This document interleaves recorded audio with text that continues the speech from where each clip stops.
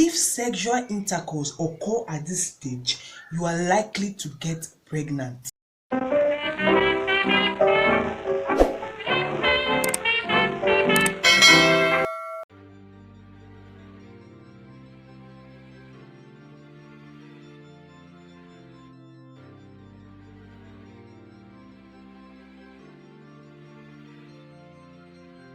Do you ever wonder why every month at a certain age in the life of every girl, blood flows out of her body? What is it called? What are the processes involved? Why does it happen only to girls and not to boys? Every girl begins puberty from the age of 12, although there are exceptions of which most girls begins puberty from the age of 8 or 9. At this puberty stage, the body of a woman undergoes certain changes that prepares it for a possible pregnancy. These changes are called menstrual cycles, which is driven by hormones known as estrogen and progesterone. The female reproductive system are made up of parts that support the menstrual cycle, and these parts are not found in the male reproductive system. This answers the question why menstrual cycle does not occur in boys. There are 4 phases of the menstrual cycle: the menstrual phase, follicular phase, the ovulation phase, and the luteal phase.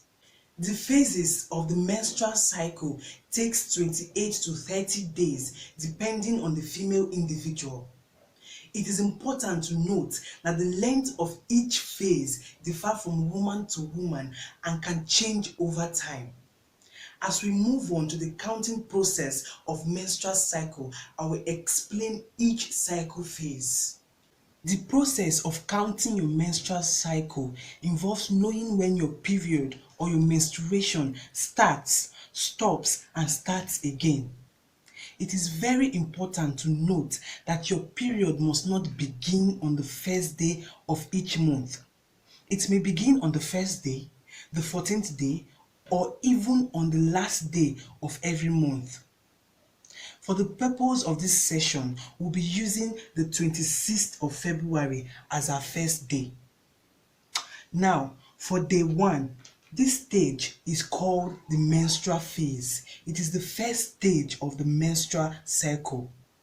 For the day 1 on the 26th of February, the unfertilized egg at the end of the previous cycle is pushed out of the uterus through the vagina as combination of blood, mucus, and tissues.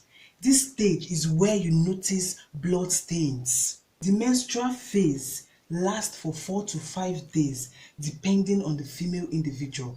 The 4th day, which is on the 29th of February, is known as the follicular stage, which involves the production of follicle-stimulating hormones that stimulates the ovary to produce immature eggs called the follicles. The follicle, produced on the 4th day, matures on the 14th day and is burst open by the luteinizing hormone and releases egg.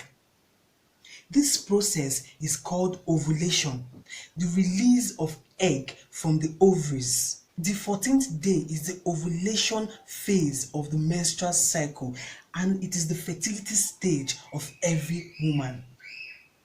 If sexual intercourse occurs at this stage, you are likely to get pregnant.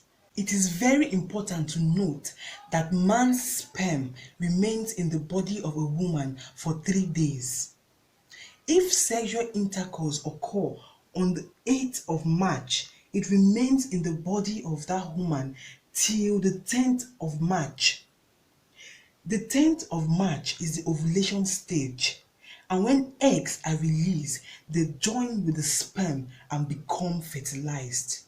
In the absence of fertilization, the unfertilized eggs travels through the fallopian tube to the 24th day, where it attaches itself to the wall of the uterus and is pushed out of the body through the vagina as blood, mucus, and tissues. Day 24 to day 28 is called the luteal phase. The 28th day is the beginning of a new menstrual phase, and it is counted as day 1.